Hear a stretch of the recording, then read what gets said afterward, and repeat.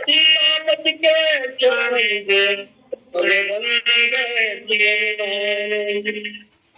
पूछो मोहित रोता मैं कुछ नहीं बन जाए जान होता देवी कहीं तुम्हें दिखाए। बोलिए श्याम राम की जय, कौन से भगवान की जय। राष्ट्रीय मानस चराकर में उपस्थित समस्त हमारे जन आदरणीय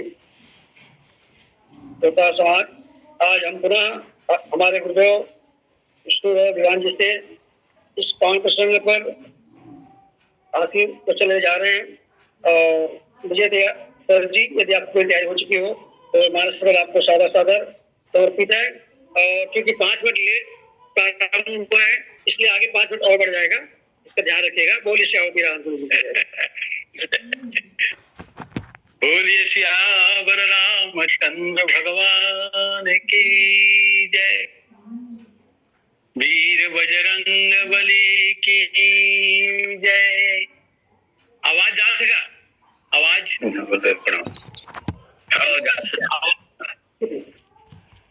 भूत भावन शंकर भगवान की जय। गोस्वामी जी महाराज की जय। सदगुरुदेव भगवान की जय। आदरणीय त्रिपाठी जी को माता जी से प्रणाम।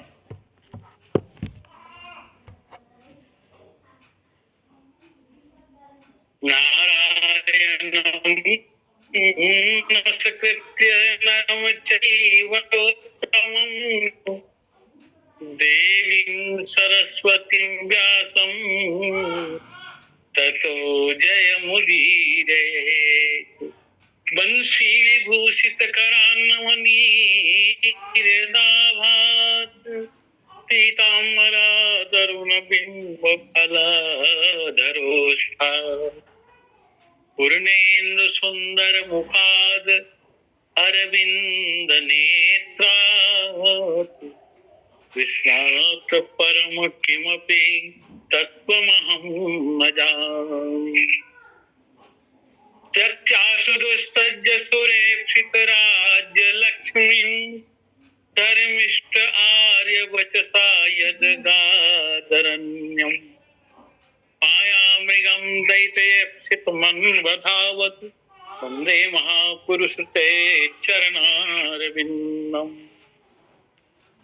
कोसलेन्द्र कपलकण्ड मंजुलौ कोमलावज महेश वन्दितौ जानकी कर सरोज लालितौ चिंतकस्य मन भृंग संगिनौ।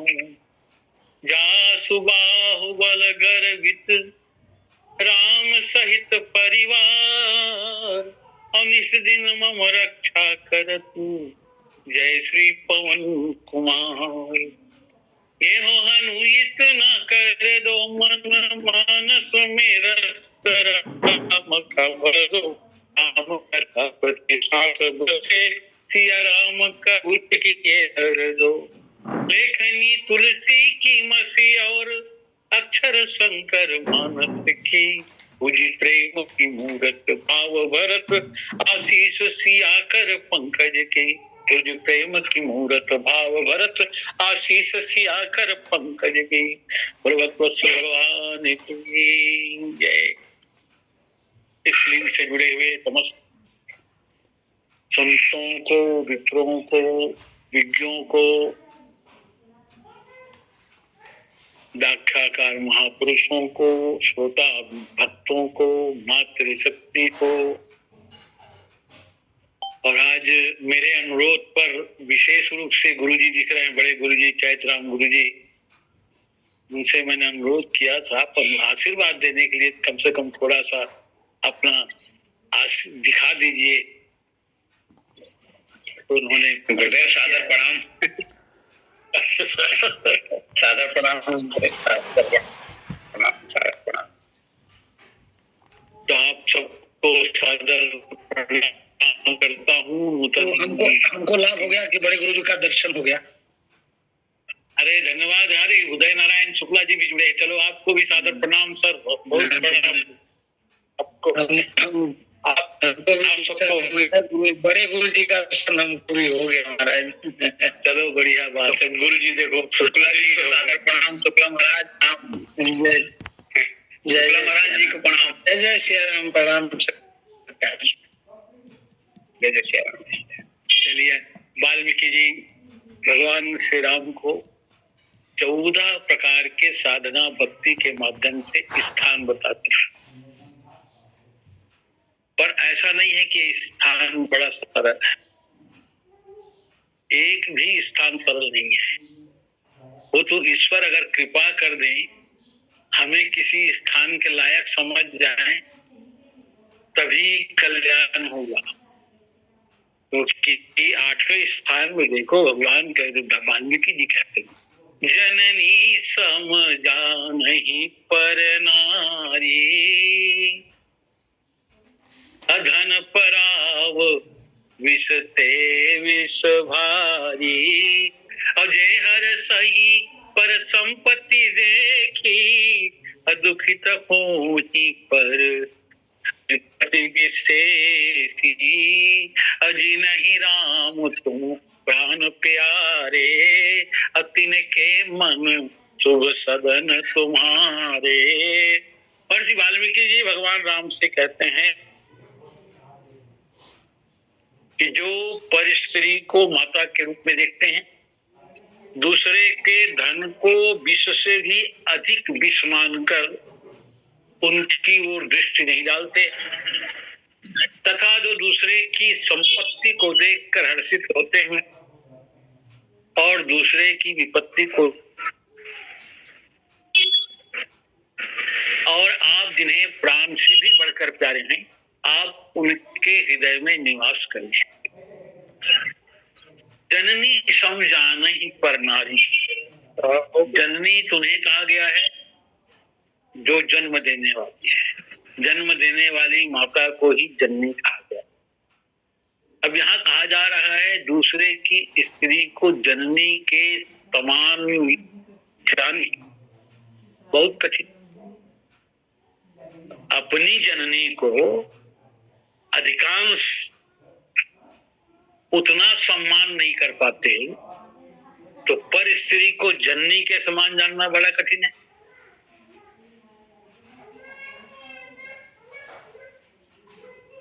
आज का युग तो और रखा वाला युग है,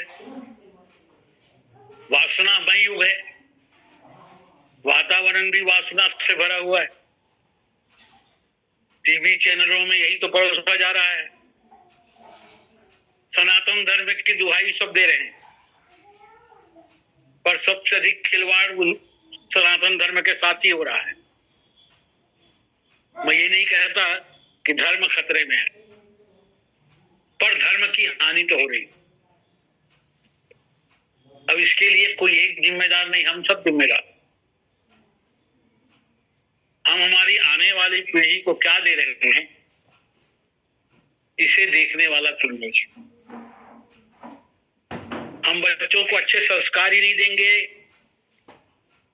दे नहीं पा रहे हैं। अच्छा, संस्कार देने का कहीं कोई प्रावधान ही नहीं दिखता। और जो संस्कार देती हैं माताएं, वो कार्यालयीन, वो बेकामकाजी हो गई है।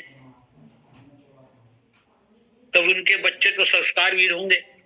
और उनको रामायण की चौपाई, जननी सम जानहि पर नारी,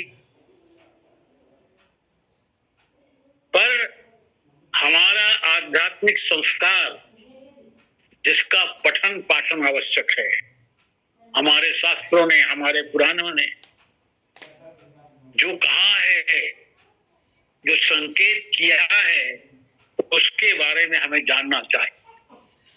देखो, अर्जुन तपस्या के बल पर सारे दिव्यास्त्र प्राप्त कर लेता है, और सारे दिव्यास्त्र जब प्राप्त कर लेता है, चूंकि अर्जुन इंद्र के अंश से पैदा हुआ है, इंद्रांश है, इंद्र का पुत्र है, इस नाते इंद्र अपने पुत्र का अभिनंदन करने के लिए स्वर्ग आमंत्रित करता है, और उनके सम्मान में वहां अप्सराओं का नृत्य होता है स्वर्ग में। अर्जुन विशेष रूप से उसकी दृष्टि उर्वशी पर जाकर एकत्र, उर्वशी को देखने लगता है। इंद्र को लगा कि अर्जुन उर्वशी के सौंदर्य पर मुग्ध है और उसे पाना चाहता है। नृत्य के पश्चात इंद्र के संकेत पर उर्वशी रात्रि में अर्जुन के कक्ष में जाती है, अर्जुन के सामने समर्पण करती है, स्वयं अपने अनुरक्त होने की बात करती है और ये कहती है अप्सराओं का निर्माण स्वर्ग में भोग के लिए ही तो हुआ है। पर अर्जुन प्रणाम करता है और अर्जुन कहता है आप तो मेरे लिए माता हैं और उतनी ही आपका सम्मान है जितना मैं अपनी कुंती माता को मानता हूँ। मेरे लिए आपका दर्जा कुंती माता के प्रमाण है और माता और पुत्र का संबंध तो सर्व संदेहों से परे है। मैं अपनी माता पर कुदृष्टि कैसे डाल सकता हूँ? उर्वशी ने पूछा किस नाते तुम मुझे माता मान रहे हो? क्योंकि अप्सराएं न किसी की बहन होती हैं न किसी की माता होती हैं।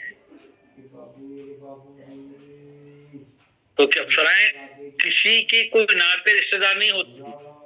तो अर्जुन ने कहा मैं आपको इसलिए एकटर दिख रहा था क्योंकि आप हमारे पूर्ववंश की जननी है। हमारे पूर्वज पुरुरवा की आप अर्धांगिनी रही हैं, वहीं से हमारे कुल का जन्म है। ये सिखाया किसने अर्जुन को? माता ने, माता कुंती ने सिखाया होगा। जननी समझा नहीं पढ़ना। स्वामी विवेकानंद शिकागो गए थे, आप सब जानते हैं, और वहां वैसा छा गए कि उनकी युवावस्था को देखा, उनकी सुंदरता को लोगों ने देखा, उनके तेज को लोगों ने देखा, उनके वेश को लोगों ने देखा। तो शिकागो की एक युवती स्वामी जी पर अनुरक्त और एक दिन स्वामी जी के कक्ष में जाकर स्वामी जी से भाव भरा निवेदन करती है कि आप भारत से आए हैं? बोले हाँ। आप साधु हैं? बोले हाँ। तो भारत तो दानियों का देश है? बोले हाँ। क्या मैं आपसे कुछ मांग सकती हूँ? क्या आप मुझे वो देंगे जो मैं मांगूंगी? स्वामी जी ने कहा मेरे सामर्थ्य में जो होगा तो अवश्य ही दूंगा। तब उस युवती ने विवेकानंद जी से कहा मुझे आपके जैसा, आपसे आपके जैसा पुत्र चाहिए, मुझे आपसे आपके जैसा पुत्र चाहिए। विवेकानंद ने कहा मुझसे मेरे जैसा पुत्र ही होगा असंभव है,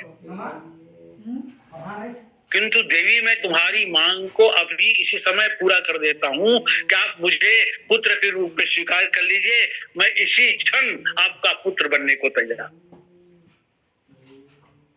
इस देश की परंपरा है जननी समझा नहीं पर। छत्रपति शिवाजी महाराज हिंदू राष्ट्र के संपादक संस्थापक हैं। उन्होंने जीवन भर औरंगजेब से लड़ा। इस लड़ाई में एक बार उन्होंने एक मुगल साम्राज्य के किलेदार सेनापति को हरा दिया, किला जीत लिया और उसके बाद सैनिकों के हवाले करके वापस आ। सैनिक किले के अंदर घुसे, सेनापति तो भाग गया था, पर उन्होंने सेनापति की बेगम को देखा जो अपूर्व सुंदरी थी। मराठों को लगा कि ऐसी सुंदरी तो हमारे मराठा साम्राज्य में नहीं है, क्यों नहीं इसे छत्रपति महाराज की सेवा में प्रस्तुत किया जाए। उसे पालकी में बिठाकर छत्रपति शिवाजी महाराज के हुजूम में पेश किया। कहा सेवकों ने कि महाराज हम आपको एक निहायत ही खूबसूरत नजराना पेश कर रहे हैं, आप चल कर देखिए। महाराज ने देखा, छत्रपति शिवाजी ने देखा कि पालकी के अंदर वास्तव में एक खूबसूरत मल्लिकाए हुस्न बैठी थी। महाराज को, छत्रपति शिवाजी महाराज को अपने सैनिकों पर क्रोध तो आया, पर इसके पहले उसने दोनों हाथ जोड़कर कहा उस मुगल हुस्न से कि माता, आप मेरे सैनिकों के इस अन्याय के लिए क्षमा कीजिए, मैं उनकी तरफ से क्षमा मांगता हूं। सचमुच आप अति सुंदर हैं। काश मेरी माता भी आपके जैसे सुंदर होती तो मैं उनका पुत्र, मैं भी सुंदर होता।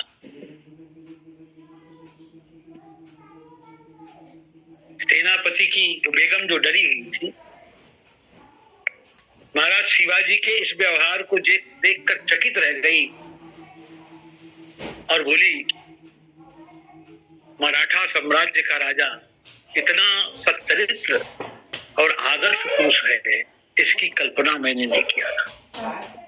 महाराज ने पत्र लिखकर बेगम उस सेनापति को वापस कर दिया और लिखा कि आपकी बेगम मेरी माँ जीजाबाई जैसी पवित्र है, इसे आप स्वीकार करें। ये भारत के संस्कार हैं, भारत की माताओं ने दिया है। जैसे वाल्मीकि जी कह रहे, जननी सम जानहि पर नारी। देखो, श्री वशिष्ठ जी ने जब भरत जी को कहा कि तुम अयोध्या का राज्य स्वीकार करो, क्योंकि तुम्हें इस राज्य को तुम्हारे पिताजी ने दिया है।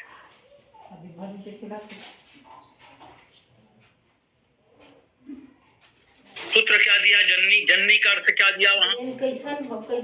जहां भावना, वात्सल्य तथा स्नेह का केंद्र, इसी का अर्थ है जननी।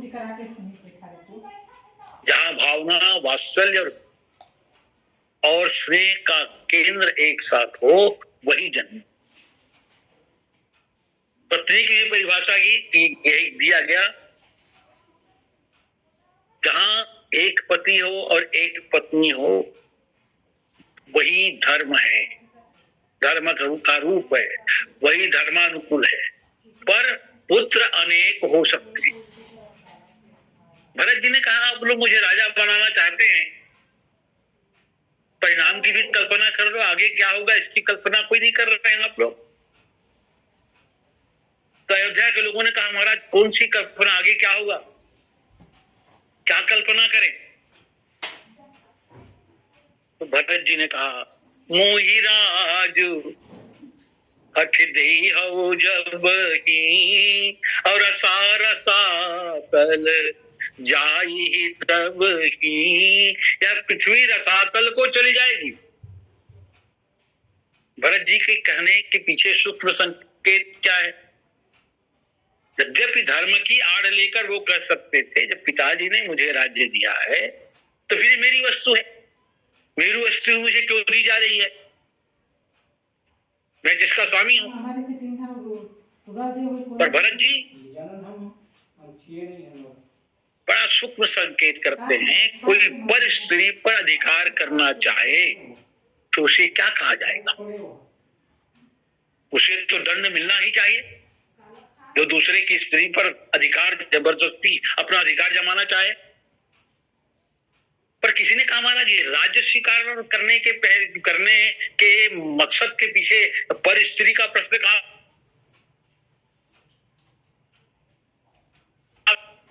पर भरत जी ने बड़ी सूक्ष्मता से व्याख्या करते हुए कहा कि संपत्ति सब रघुपति कर आई। लक्ष्मी भगवान की पत्नी है, भूदेवी भगवान की पत्नी है, और यही इसी भावना का विस्तार होना चाहिए। इसीलिए वाल्मीकि जी कहते, जननी सम जानहि पर नारी। तभी वो व्यक्ति सच्चे जीवन में, उस व्यक्ति के जीवन में भक्ति का आगमन होगा, जब ये दृष्टिकोण होगा। वशिष्ठ जी ने कहा, भरत तुम पहले राज्य ले लो, बाद में श्री राम आए तो उन्हें लौटा देना। पर भरत जी ने ऐसा नहीं किया। श्री भरत कहते हैं कि संसार में भी कोई व्यक्ति जब पर स्त्री को कुदृष्टि से देखता है तब उसे पापी माना जाता है, और अगर कोई भगवान की प्रिया को ही अपनी पत्नी बनाना चाहे तो उसके लिए किस दंड की व्यवस्था है? उसके लिए भी कोई दंड होगा। बालकांड में भी, उत्तराखंड में भी बढ़िया संकेत आता है। संत असंत का वर्णन जहाँ भगवान करते हैं वही, परद्रोही परदार रथ पर धन पर अपवाद, ते नर पावर पाप में देह धरे मनुजाद। अगर कोई भगवान की प्रिया को ही अधिकार पूर्वक अपनी पत्नी बनाना चाहे उसके लिए तो दंड की व्यवस्था होनी चाहिए। यद्यपि भरत जी 14 वर्षों तक अयोध्या का शासन चलाते हैं, पर स्वामी बनकर नहीं, सेवक बनकर चला। स्वामी बनकर उन्होंने नहीं चलाया। और ऐसी दृष्टि किसी व्यक्ति परक व्यक्ति की ही हो सकती है, और ऐसे व्यक्ति की दृष्टि में ही संसार की समस्त देवियां मातृरूपा नजर आएंगी, वंदनीय नजर आएंगी। और ऐसा व्यक्ति सब कुछ खोकर भी बहुत अधिक पा लेता है, जो जितना खोया होता है उससे ज्यादा पा लेता है। संसार में दूसरे के धन में लोभ नहीं करता, दूसरे की संपत्ति, दूसरे का धन, इस पर लोभ नहीं किया। जब कोई व्यक्त नहीं करता, धन से उसकी अरुचि हो जाती है, धन को वो, दूसरे के धन को वो पत्थर समझ लेता है, तब उसके जीवन में एक अलग धन का आगमन होता है। ये भौतिक धन जब उससे विरक्त हो जाता है, वो भौतिक धन की जब उसकी लालसा नहीं होती, वो पर भी जाता है। पर बहुत अच्छा यहाँ शब्द है, जननी समझानहि पर नारी, धन पराव विषते विष पर।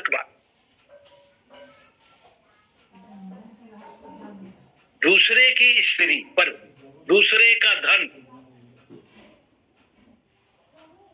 वो अपना नहीं है, तो स्व का है क्या है, हमारा अपना क्या है?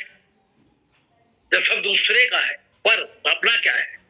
तो तीसरी पंक्ति कहती है, जी नहीं राम तुम प्राण प्यारे, अतिन के मन शुभ सदन तुम्हारे।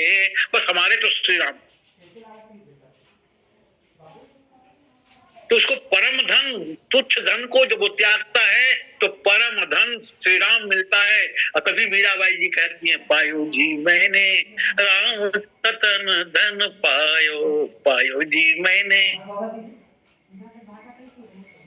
तो जननी समझानहि पर नारी, धन पराव विष ते विष भारी। तब हमारे हृदय में निश्चित रूप में भगवान का निवास होगा ही होगा। देखो, सीता जी को रावण भी पाना चाहता है, हनुमान जी भी पाना चाहते हैं, और जानकी जी बैठी हैं अशोक वाटिका में जो रावण के एम्पायर में है, पर दोनों की दृष्टि में अंतर है। क्योंकि रावण तो ये कहता है, मुझसे बढ़कर क्या कोई और तत्वज्ञ है इस संसार में। वैसे रावण बड़ा अद्भुत व्यक्ति है, ऐसी कोई विशेषता नहीं है जो रावण में ना हो, और ऐसी कोई विशेषता नहीं है जिसका दुरुपयोग रावण ने न किया। और रावण कहता है मैं राम हूं। वेदांत का ज्ञान है, वेदांती था रावण। वेदांत में आत्म स्वरूप का विवेचन करते हुए कहा गया है शिवोहम शिवोहम। रामायण में ज्ञान दीपक प्रसंग में भी यही बात कही गई है, सोहम अस्मि इति वित्ति अखंडा। इसका अर्थ भी यही है, स अहम अस्मि, वह जो है वही मैं। हम में और उनमें अंतर नहीं है। पर खरदूषण के प्रसंग में देखते हैं भगवान श्री राम ने सब राक्षसों को राम बना दिया। जितने राक्षस खरदूषण के साथ आए थे 14,000, सबको राम बना दिया। पर भैया आकृति से राम बनो, उतने में ही आप राम नहीं हो जाओगे। नहीं तो हमारे टीवी में कितने राम बनते हैं, लीला मंडली में कितने राम बनते हैं, ये राम क्यों नहीं बन पाए? इसलिए कि आकृति से राम बनने से कुछ नहीं होगा, उसमें भावना होनी चाहिए, भक्ति भावना होनी चाहिए। और जब तक भक्ति भावना नहीं है तो ये राम बनकर भी हम आपस में लड़ते रहेंगे। और 14,000 खरदूषण की सेना आपस में लड़कर, राम से राम की लड़ाई हो गई, आपस में लड़कर मर गए। बिना भक्ति भावना का अगर राम का दर्शन भी होगा तो कल्याणकारी नहीं है, और भक्ति के साथ भगवान का दर्शन होगा तो कल्याणकारी। हनुमान जी तो साक्षात शंकर हैं, जो रावण के गुरु जी भी हैं। देखो, काम का और लोभ का त्याग तब तक नहीं होगा जब तक हम उसे दूसरे की वस्तु नहीं मानेंगे। और ये होगा हम उसको दूसरे के ही मानेंगे। रावण का दृष्टिकोण अलग था। रावण कहता था या मत हो कि सब धन मेरा है, समस्त स्त्रियां मेरी। ये रावण की वृत्ति है। ये जीवन में ना आए तभी अच्छा है। विभीषण ने रावण को समझाते हुए कहा कि जो आपकी नहीं है उसे आप क्यों अपना मानते हैं, ये आपके लिए हानिकारक है। सो पर नारी लीलार गोसाई, तजब तौत के चंद्र की नाई। पर नारी है वो, इसको पर ही मानी।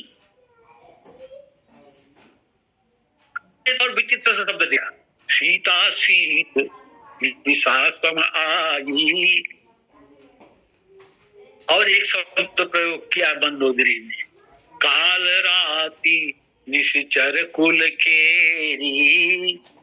सीता जो लंका में आई हुई है वो काल रात्रि है हमारे इस निशाचर वंश के। पर क्या सीता का सचमुच काल रात्रि है? मंदोदरी कह रही उतने में थोड़ी हो जाएगा। वो तो साक्षात परम्बा भगवती भक्ति है। और रामचरितमानस में भक्ति को कहा गया है, भक्ति यानी पूर्णिमा की रात्रि। राका रजनी भगति तव, पूर्णिमा की रात, राम नाम सोई सोम। किंतु मंदोदरी तथा विभीषण कह रहे हैं कि सीता काल रात्रि है, अमावस्या की रात्रि है। इसका सीधा सा अर्थ है, पूर्णिमा की रात्रि तब पाई जाती है या तब मानी जाती है जब उसमें चंद्रमा विद्यमान होता। अगर चंद्रमा नहीं है तो अमावस्या की रात्रि मानी जाएगी। और रावण ने तो राम को अलग करके, चंद्रमा को अलग करके सीता जी को ही लाया है। सीता जी को ही पाना चाहता है, तो सीता जी बिना चंद्र के हैं, इसलिए काल रात्रि है। सीता में अगर राम नहीं है, राम को अलग करके सीता को, तो राम को अलग करके सीता की को पाना चाहेंगे तो काल रात्रि सिद्ध हो। रावण सीता को पाना चाहता है पर पाया हमने नहीं। पर हनुमान वात्सल्यमयी मां के रूप में सीता जी को प्राप्त कर, दोनों का दृश्य वो अधिकार पूर्वक और ये वात्सल्य माँ माँ कहते पहुंचे। तो हनुमान जी से पहला परिचय हुआ तो माँ जनक नंदिनी अशोक वाटिका में कहती है, मैं जान गई तुमको, तुम मन क्रम वचन से भगवान के दास हो। जाना मन क्रम वचन यह कृपा सिंधु कर दास। और हनुमान जी ने सोचा दास का पद तो मुझे वहीं से मिला हुआ है, दास का पद तो मुझे वहीं मिला हुआ है राम जी के पास, और यहाँ कौन सा नया पद मिल गया? अरे यहाँ तो मैं माँ की ममता प्राप्त करने आया हूं। यदि दास ही बन के रह गया तो माँ का वो वात्सल्य कहाँ है? उन्हें माँ माता और जननी का रट लगा दिया। मातृ कुशल प्रभु अनुज समेता जनी जननी मानहु जियऊना। रघुपति कर संदेश सुनु जननी धर धीर, कह कपि हृदय धीर धरु माता। और निश्चर निकर पतंग सम रघुपति बान कृषान। और जननी हृदय धीर धरु जरे निशाचर जान। अबहि मातु मैं जाऊं लेवाई, और कछुक दिवस जननी धर धीरा। और कपिन सहित है रघुवीरा। हर बार माँ माँ जननी माँ का वात्सल्य उमड़ पड़ा। उन्होंने तुरंत कहा कि है सुत कपि सब तुम ही समाना, अब पुत्र हो तुम में। क्या सारे बंदर तुम्हारे जैसे हैं? हनुमान जी को माँ की दृष्टि प्राप्त होगी। हनुमान जी को माँ ने पुत्र स्वीकार कर दिया, और माता सीता ने हनुमान जी को वो दिया जो रावण अपने जीवन में प्राप्त नहीं कर सका। हनुमान जी को अजर बना दिया, अमर बना दिया। रावण प्रताप भानु के रूप में जो चाहता था, जरा मरण दुख रहित तनु अब समर जीते जनी को। न मैं बूढ़ा हूं न मैं मरूं। यद्यपि हनुमान जी की ऐसी कोई इच्छा नहीं थी, हनुमान जी तो यही चाहते थे एक बार जीवन में भक्ति और भगवान की प्राप्ति हो, फिर ये शरीर की चिंता। कहा सुरसा राम काज करी फिर मैं आऊं।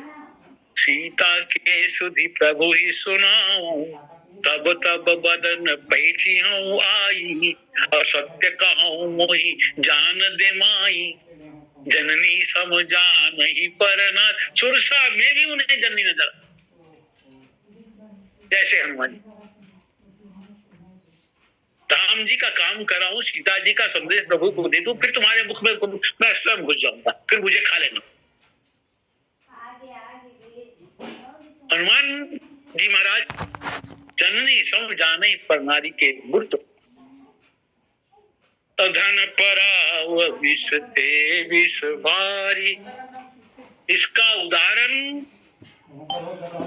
अपने कार्य से प्रस्तुत करें। वे सोच सकते थे कि लंका तो सोने की बनी, जहां देखो वहां सोना है, और युद्ध में विजय भी हमारी ही होने वाली है। तो क्यों न लंका को सुरक्षित रख दिया जाए।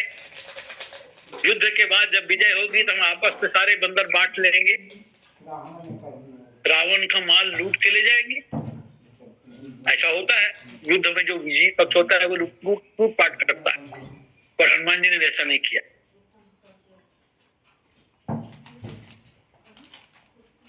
हनुमान जी ने सोचा ये पराया धन है, अब पराया धन है, अब पराया धन को विष से भी भयानक विष समझकर त्याग देना चाहिए, कि बाद में हमारे सैनिकों को भी भयभीत कर सकता है। इसलिए हनुमान जी ने लंका को जला दिया। पर धन विष परावते भारी। हनुमान जी को दूसरे की संपत्ति पर, दूसरे की उन्नति पर प्रसन्नता होती है तथा दूसरे के दुख को देखकर दुखी होते हैं। उन्होंने देखा कि सूर्यपुत्र कर्ण दुखी है, सुग्रीव दुखी है। हनुमान जी ने सुग्रीव का साथ नहीं छोड़ा, उनके दुख से दुखी रहते थे और सुग्रीव को पीड़ा मुक्त करने का उपाय भी करते थे। एक दिन श्री राम लक्ष्मण मिल गए, संकेत नहीं कह रहा हूं मैं। हनुमान जी ने भगवान से कहा, हमारे प्रभु आप यहाँ पर आपका दास सुग्रीव रहता है, सो सुग्रीव दास तो है, तो क्या करें भाई, आप मेरे साथ चलिए और उस दास का प्रमोशन करके उसे मित्र बना दो। यद्यपि दास है पर चूंकि वो राजा है इसलिए दास के पद में सफल नहीं होगा, वो अच्छा सेवक सिद्ध नहीं। हाँ, लेकिन सखा अच्छा सिद्ध हो सकता है, उसे आप मित्र बना दो।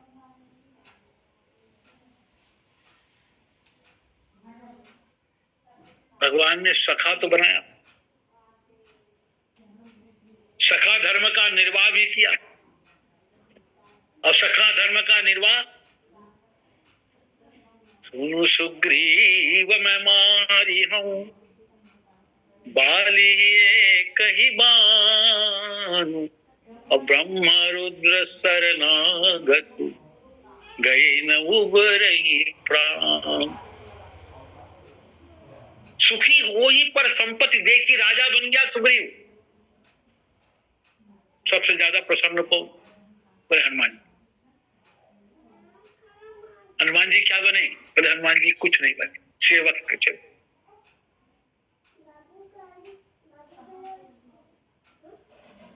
जब समुद्र के किनारे भगवान विभीषण को लंकेश बना देते तो सबसे ज्यादा प्रसन्नता किसको होती है? बोले हनुमान। तुम उपकार सुग्रीव ही किन्हा राम मिलाए।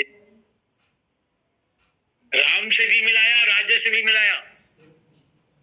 आज तक किसी को राम और माया दोनों नहीं मिला एक साथ।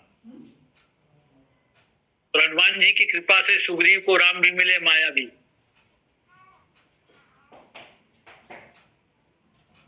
तुम उपकार सुग्रीव ही किन्हा राम मिलाए राजपद दिन्हा तुम्हारो मंत्र विभीषण माना लंकेश्वर भय सब जग जाना। कहाँ रावण और कहाँ विभीषण। लंकेश्वर कहो तो रावण ही सोचता है, विभीषण को लंकेश्वर कहो बड़ा अकड़ लगता है। ये डरपोक आदमी कैसे लंकेश्वर। पर सुखी हो ही पर संपत्ति दे